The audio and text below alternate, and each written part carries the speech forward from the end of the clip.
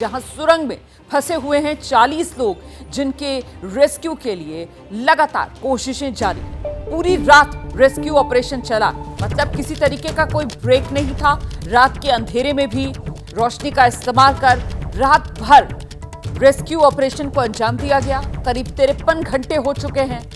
Pipeline से मजदूरों को ऑक्सीजन, खाने के पैकेट सप्लाई किए जा रहे हैं। एसडीआरएफ, एनडीआरएफ की टीम्स रेस्क्यू में जुटी हुई हैं।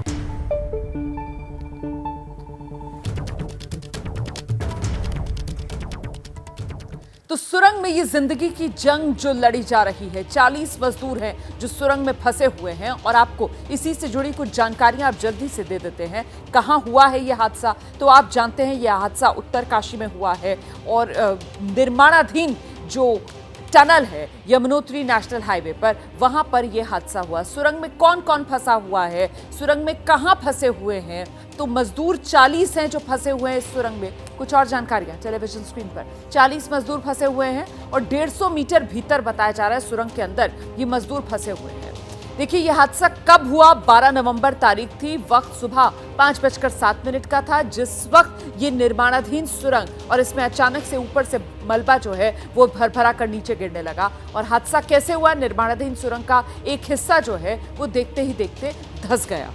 सुरंग में हाल क्या है, अभी पाइपलाइन से ऑक्सीजन और खाना पहुंचाया जा रहा है। मजदूर कितने समय से फंसे हुए हैं, तो जैसा कि हमने आपको बताया कि अभी तो 53 घंटे हो चुके हैं, कुल 50 घंटे से ज्यादा का वक्त जब से ये मजदूर यहां इस सुरंग में फंसे हुए हैं। हम सीधे आपको लेकर चलेंगे, मेरे साथ मेरे सहयोगी दीपक रावत इस वक्त मौजूद हैं और जरा दीपक से ही अभी का अपडेट ले लेते हैं। दीपक, क्या अपडेट मिल रहा है? पहले जो जानकारी दी जा रही थी कि बहुत मुमकिन है या तो मंगलवार रात तक या फिर बुधवार, मतलब कल सुबह तक ही इन मजदूरों का रेस्क्यू हो पाएगा।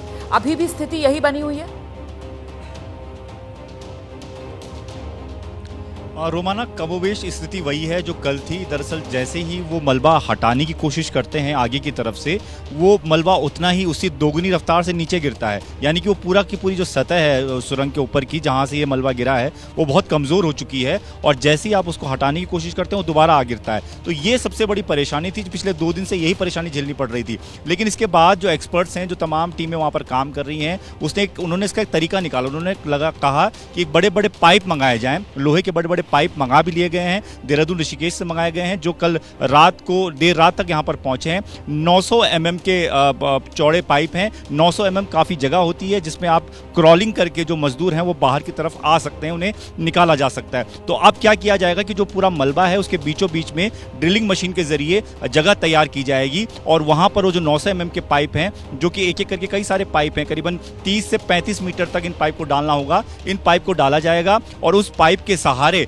अब ये माना जा रहा है कि जैसे वो पाइप सेट हो जाएंगे, उनके लिए बेस भी तैयार किया जा रहा है। जैसे वो पाइप सेट हो जाएंगे, फिर दूसरी छोर से जो मजदूर वहां फंसे हुए हैं वो बाहर की तरफ आसानी से आ सकेंगे। तो इसी पाइप पर अब काम चल रहा है। इसके लिए पहले बेस बनाया जा रहा है, जिसमें 3 से 4 घंटे का वक्त लग जाएगा। उसके बाद पाइप को सेट किया जाएगा, उसमें भी 3 से 4 घंटे का वक्त लग सकता है। यानी कि आप मान के चलिए 8-10 घंटे का टाइम अभी और लग सकता है इस पूरे रेस्क्यू ऑपरेशन को खत्म होने में, और इसी की तैयारी जो है वो तेजी से चल रही है।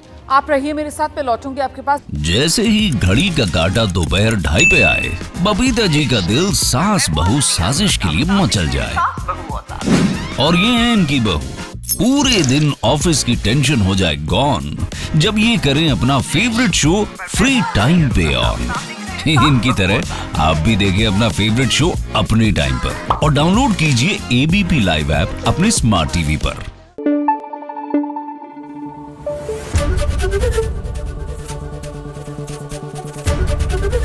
एबीपी न्यूज आपको रखे आगे।